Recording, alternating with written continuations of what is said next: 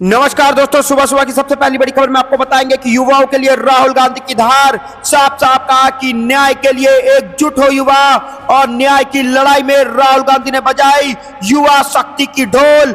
और लोकसभा चुनाव में पेपर जो रद्द हुआ है वो बड़ा मुद्दा रहने वाला है। इसी प्रकार दूसरी बड़ी खबर में आपको बताएंगे कि हिमाचल में लोगों के अधिकार को कुचलना चाहती है भाजपा सरकार। प्रियंका गांधी ने मोदी सरकार के ऊपर उठा दिए कई प्रश्न। इसी प्रकार तीसरी बड़ी खबर में आपको बताएंगे कि अमेठी में स्मृति ईरानी को घेरने में जुटी कांग्रेस, आरटीआई दाखिल कर मांगी विकास कार्यों की जानकारी। इसी प्रकार चौथी बड़ी खबर में आपको बताएंगे कि भाजपा को यूपी में हर सीट पर होगा 2.5 लाख वोटों का नुकसान। पुलिस भर्ती परीक्षा रद्द होने पर भाजपा के लिए यह है शॉकिंग न्यूज। इसी प्रकार पांचवी बड़ी खबर में आपको बताएंगे कि सिख पुलिस अफसर पर आपत्तिजनक टिप्पणी को लेकर के भाजपा पर भड़की ममता बनर्जी। कहा यही इनका असली चेहरा है। दोस्तों, आपको क्या लगता है कि मोदी जी कहते कुछ और दिखाते कुछ और हैं? क्योंकि यहां पर एक सिख ऑफिसर को यहां पर खालिस्तानी कह करके भाजपा के बड़े नेता ने एक काम किया है, जिसको लेकर के मोदी सरकार अभी तक चुप है। दोस्तों, आपको जो भी कुछ लगता है कमेंट जरूर बताइएगा। और दोस्तों, आप भी भारत जोड़ो न्याय यात्रा और राहुल गांधी के साथ खड़े हैं तो इस वीडियो को लाइक, चैनल को सब्सक्राइब करके रख लीजिए। कमेंट में जय हिंद जरूर लिखिएगा। रुक करते हैं पहली खबर की तरफ। युवाओं के लिए राहुल गांधी की धार। साफ साफ कहा न्याय के लिए एकजुट हो जाएं। न्याय की लड़ाई में राहुल ने बजाई युवा शक्ति की ढोल, और साफ साफ कहा कि एक साथ आ जाए युवा। जी हाँ दोस्तों, आपको पता चले कि राहुल गांधी ने हमेशा युवाओं को प्रेरणा और मंच प्रदान किया है। उन्होंने युवाओं को बब्बर शेर की तरह न्याय की लड़ाई लड़ने का संदेश दिया, और साफ साफ कहा है कि पेपर लीक तो एक बहाना है, बाकी बेरोजगारी युवाओं को रखना है। और राहुल गांधी ने साफ बोला है कि पेपर लीक बहाना लोकसभा चुनाव में बड़ा मुद्दा रहने वाला है, और सारे युवा एक साथ आ जाएं, क्योंकि ऐसा ही पेपर लीक होते रहे तो किसी को भी रोजगार नहीं मिलने वाला, और अगर किसी को रोजगार मिलेगा तो वहां पर पेपर लीक हो जाएगा। दोस्तों, आपको क्या लगता है कि पेपर लीक के मामले में जैसे भाजपा फ्रंट बैक फुट पे आ गई है और युवा एकजुट हुए, जिसके कारण परीक्षा को रद्द करना पड़ा भाजपा सरकार को, और ये लोकसभा चुनाव में बड़ा मुद्दा रहने वाला है। और इसी को लेकर के राहुल गांधी साफ साफ कह रहे हैं कि युवाओं जो है वो न्याय के लिए एकजुट हो और न्याय ना सहें। आपको जो भी लगता है दोस्तों कमेंट जरूर बताइएगा। इस वीडियो को लाइक जरूर करिएगा। रुक करते हैं अगली खबर की तरफ। हिमाचल के लोगों के अधिकार को कुचलना चाहती है भाजपा। प्रियंका गांधी ने दिया बड़ा बयान। जी हाँ दोस्तों, आपको बताया चले कि कांग्रेस महासचिव प्रियंका गांधी वाड्रा ने बुधवार को आरोप लगाया कि हिमाचल प्रदेश में भारतीय जनता पार्टी लोगों के अधिकार को कुचलना चाहती है और बहुमत को चुनौती दे रही है। उन्होंने दावा किया कि भाजपा हिमाचल प्रदेश को राजनीतिक आपदा में धकेलना चाहती है। हिमाचल प्रदेश में राज्यसभा की एक सीट पर हुए मतदान में कांग्रेस के 6 विधायक द्वारा क्रॉस वोटिंग किए जाने के बाद भाजपा ने सीट पर जीत हासिल की थी, और उसके बाद से राज्य में राजनीतिक संकट पैदा हो गया था। प्रियंका गांधी ने एक्स पर पोस्ट किया कि लोकतंत्र में आम जनता को अपनी पसंद की सरकार चुनने का अधिकार है। हिमाचल की जनता ने अपने इसी अधिकार का इस्तेमाल किया और स्पष्ट बहुमत से कांग्रेस की सरकार बनाई, लेकिन भाजपा धन बल एजेंसियों की ताकत और केंद्र की सत्ता का दुरुपयोग करके हिमाचल वासियों के इस अधिकार को कुचलना चाहती है। उन्होंने दावा किया कि इस मकसद के लिए जिस तरह भाजपा सरकारी सुरक्षा और मशीनरी का इस्तेमाल कर रही है वह देश के इतिहास में अभूतपूर्व है। प्रियंका गांधी ने कहा कि 25 विधायकों वाली पार्टी यदि 43 विधायकों के बहुमत को चुनौती दे रही है तो इसका मतलब साफ है कि वह प्रतिनिधियों के खरीद फरोख्त का निर्भर है। विधानसभा की 68 सीटों में से कांग्रेस के पास 40 और भाजपा के साथ 25 है। तो दोस्तों, यहाँ पर हिमाचल के लोगों के अधिकार को कुचलना चाहती है भाजपा, ऐसा साफ साफ कह रही है प्रियंका गांधी, और साफ साफ बोल दिया कि हिमाचल की जनता ने कांग्रेस को चुन करके उनके अधिकारों को बचाने, लोकतंत्र को बचाने और उनके लिए काम करने के लिए तैयार किया है। लेकिन यहाँ पर भाजपा जो है वो सरकारी तंत्रों का दुरुपयोग करके हमारे विधायकों को खरीद फरोख्त में लाना चाहती है और वो दबाव बना रही है। आपको जो भी कुछ लगता है दोस्तों कमेंट जरूर बताइएगा। इस वीडियो को लाइक जरूर करिएगा। रुक करते हैं अगली खबर की तरफ। अमेठी में स्मृति ईरानी को घेरने में जुटी कांग्रेस, आरटीआई दाखिल कर मांगी विकास कार्यों की जानकारी। जी हाँ दोस्तों, आपको बताया चले कि लोकसभा चुनाव से पहले सियासी हलचल तेज हो गया है। यूपी में कांग्रेस एक बार फिर से अमेठी में अपनी खोई जमीन तलाशने में जुटी है। इसी बीच कांग्रेस प्रदेश कमेटी के महासचिव महेंद्र ने सांसद स्मृति ईरानी द्वारा सांसद निधि से अमेठी में कराए गए विकास कार्यों की जानकारी मांगी है। कांग्रेस नेता ने इस संबंध में जिला पदाधिकारियों अमेठी से सूचना के अधिकार के तहत जानकारी मांगी है। कांग्रेस प्रदेश महासचिव महेंद्र सिंह ने अमेठी लोकसभा क्षेत्र में केंद्रीय मंत्री व अमेठी सांसद स्मृति ईरानी द्वारा कराए गए विकास कार्यों की जानकारी मांगते हुए आरटीआई दाखिल की है। इसमें उनके द्वारा गोद लिए गए गांव सुजानपुर में विगत 5 वर्षों में कुल कितने कार्य हुए और कितने लागत के कार्य कराए गए, इस तमाम बातों की जानकारी समय अवधि के तहत उपलब्ध कराने की मांग की गई है। तो दोस्तों यहां पर साफ साफ अमेठी में स्मृति ईरानी को घेरने में जुट गई है कांग्रेस और आरटीआई दाखिल कर मांगी विकास कार्यों की जानकारी और साफ साफ बोला है जितनी जल्दी हो सके उतनी जल्दी हमें जवाब दें और हमें रिपोर्ट दिखाएं कि आखिरकार कितना पैसा आपने खर्च किया है। आपको जब भी लगता है दोस्तों कमेंट जरूर बताइएगा, इस वीडियो को लाइक जरूर करिएगा। रुक करता अगली खबर की तरफ। भाजपा को यूपी में हर सीट पर होगा 2.5 लाख वोटों का नुकसान, पुलिस भर्ती परीक्षा रद्द होने का शॉकिंग न्यूज। जी हां दोस्तों, आपको पता चला कि समाजवादी पार्टी के अध्यक्ष और पूर्व मुख्यमंत्री अखिलेश यादव ने शनिवार को कहा कि उत्तर प्रदेश कांस्टेबल भर्ती परीक्षा रद्द होना भाजपा के लिए चौंकाने वाली खबर है, क्योंकि वर्षों से भर्ती का इंतजार कर रहे युवा अब पार्टी को सत्ता से हटा देंगे। लखनऊ में सपा मुख्यालय में पत्रकारों से बात करते हुए अखिलेश यादव ने कहा परीक्षा रद्द होना ब्रेकिंग न्यूज हो सकता है, लेकिन यह भाजपा के लिए चौंकाने वाली खबर है, क्योंकि उसे उत्तर प्रदेश के हर निर्वाचन क्षेत्र में 2.5 लाख से अधिक वोटों का नुकसान हुआ है।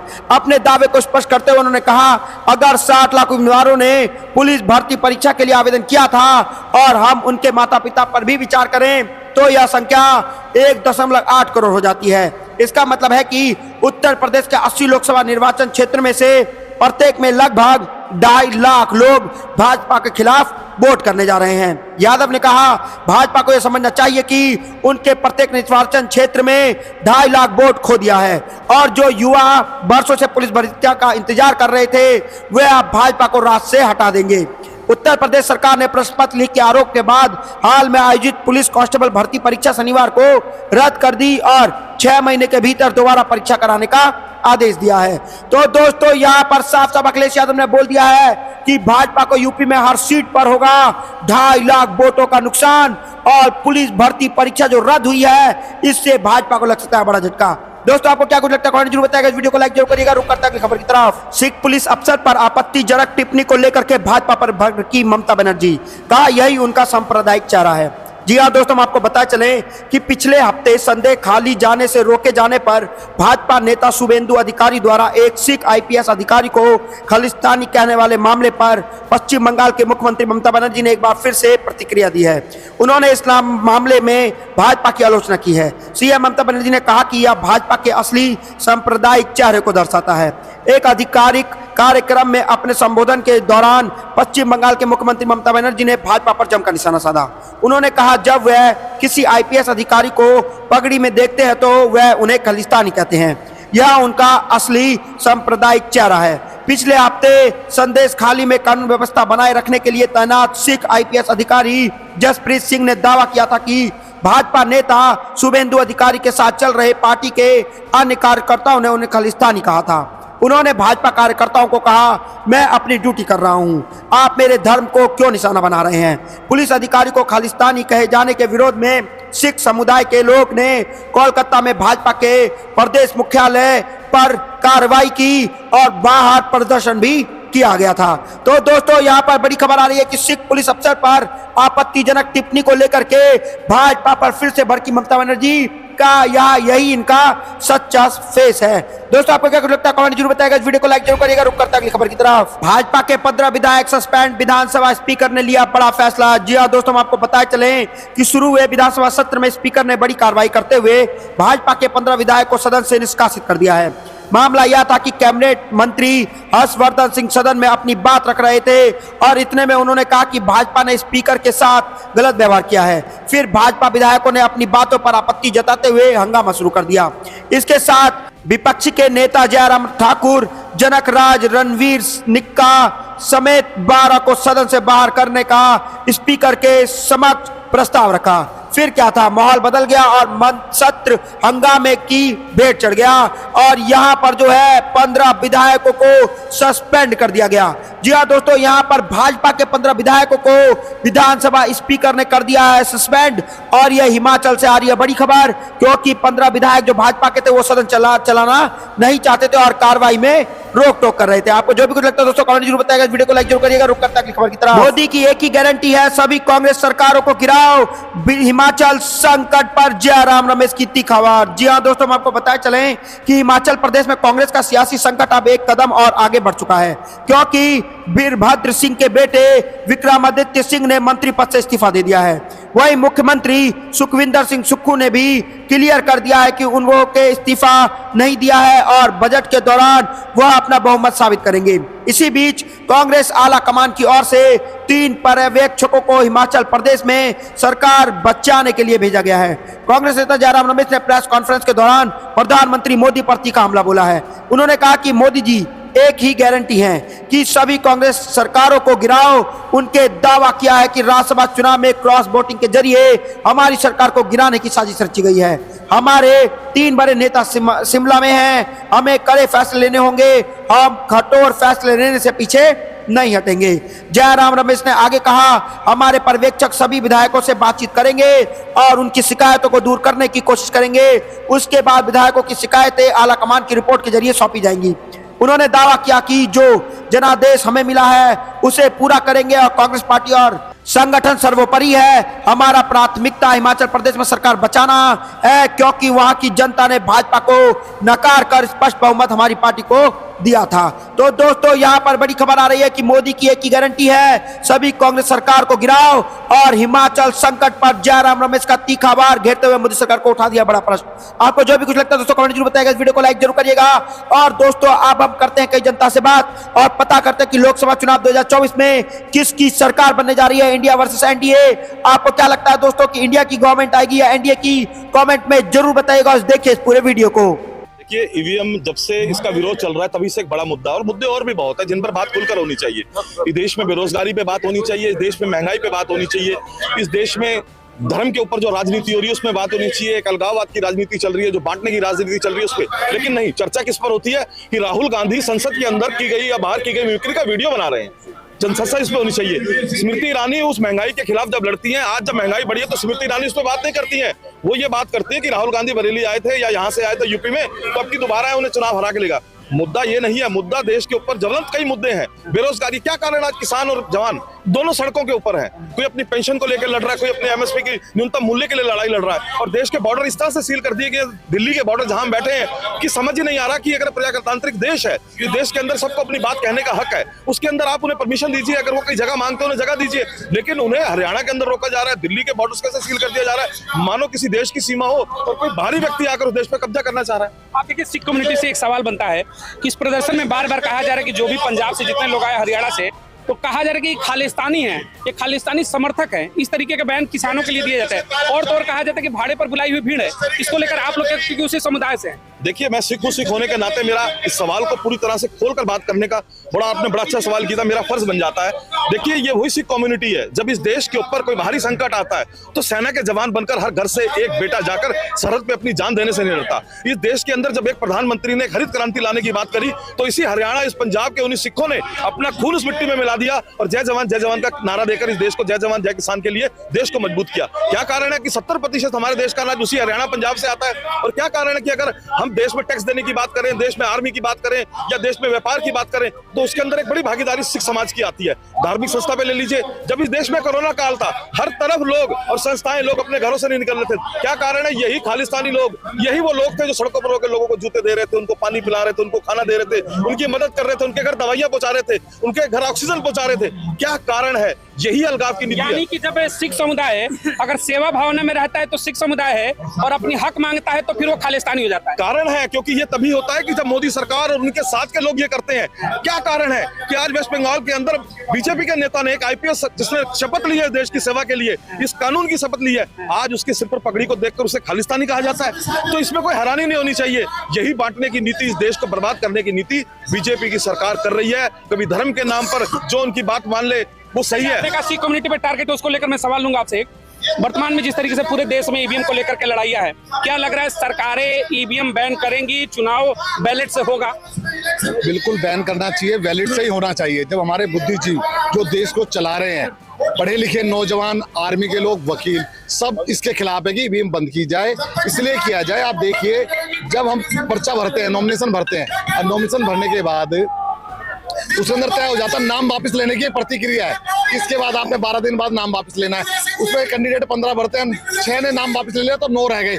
9 रह गए तो 9 को जो सिंबल दिया जाता, बाल्टी हो, फुटबॉल हो, वो डीएम दिया करता था पहले, ऑनलाइन वो देता था। अब इन्होंने प्राइवेट एजेंसियों को दे दिया है। तो इसके अंदर 100% धांधली है और जनता की आवाज है। पूरे देश का वकील रोडों पे उतर आया है, पढ़े लिखे उतर आया है, तो उनको बदलना चाहिए। इस पे बैलेट पेपर पे लेके आना चाहिए। दूध का दूध, पानी का पानी हो जाएगा। मोदी बार बार कहते हैं मंचों से कि मोदी की गारंटी है, मोदी है तो जीत की गारंटी है। अगर मोदी की जीत की गारंटी है तो फिर वो बैलेट से क्यों भागती है बीजेपी? क्यों नहीं इस पर चर्चा करना चाहती है? मोदी की गारंटी है ईवीएम पे।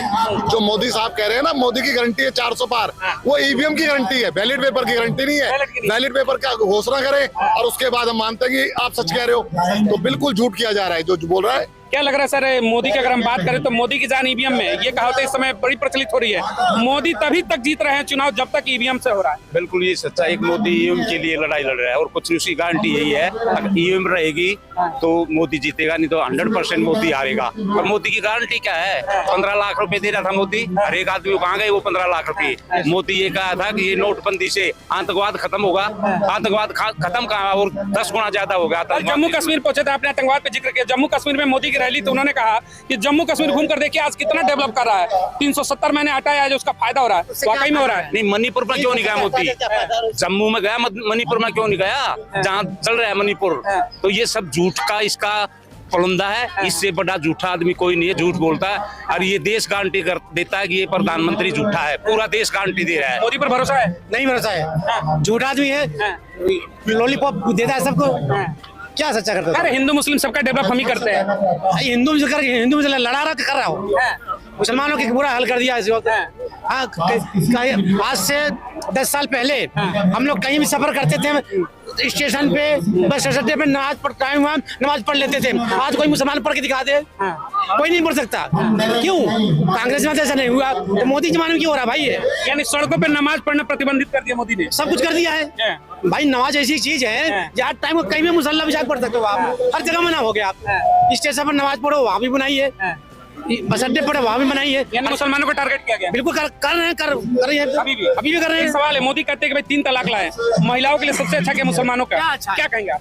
वो क्या करेंगे बताओ? 3 तलाक हमारे मजहब का है ना, उसका फैसला हम लोग करेंगे ना। वो कौन होते करने वाले? उससे उन्होंने क्या फायदा? 3 तलाक का कोई फायदा हुआ? कुछ फायदा नहीं हुआ। क्या फायदा होगा? जिसको तलाक देना ही होगा वो तो दे देगा। क्या करेंगे? क्या करेंगे बताओ पहले। चलिए जरा यूसीसी पे मैं एक सवाल लूंगा आपसे। मोदी बार बार भाई कहते हैं कि मोदी है तो विकास की गारंटी है, मोदी है तो रोजगार की गारंटी है, मोदी है तो महिला सुरक्षा की गारंटी है, मोदी है तो विश्व गुरु बनने की गारंटी है। वाकई में मोदी की गारंटी है? सब फेल है। मोदी जी की गारंटी ना मणिपुर में दिखाई दे रही है। मणिपुर पे मैं शब्द नहीं बोला इस व्यक्ति ने।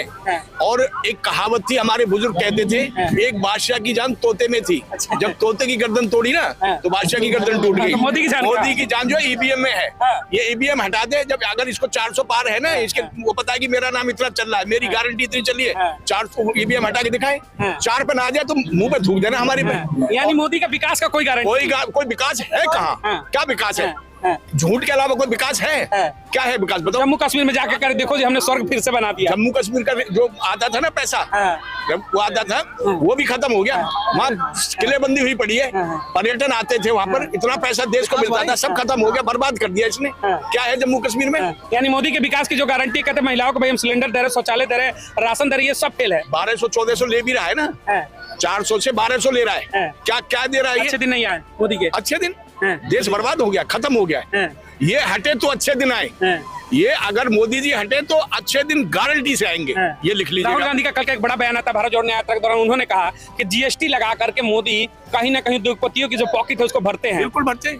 राहुल जी कभी गलत कहते ही नहीं, और जो कहा है भविष्यवाणी की है वो 100% सत्य हुई है। इनको खुद जीएसटी में कई वो करने पड़ गए, इनको किसी चीज की नॉलेज ही नहीं है। ऐसे लोग जो बिल्कुल अनपढ़ थे, बिल्कुल गवार थे, जिनको देश चलाने की तो क्या है, देश को देखने की समझ नहीं थी। राहुल गांधी को लेकर के लगातार चैलेंज करिए, फिर से स्मृति ईरानी करिए कि हिम्मत है तो लड़के दिखाओ, फिर हराएंगे विदाई करेंगे। क्या कहेंगे? देखिए जी, मैं सबसे पहले रिपब्लिक 10 तक आपका चैनल का धन्यवाद करता हूं। आप आए हुए हैं जनता की आवाज सुनने के लिए, देश को आगे बढ़ाने के लिए।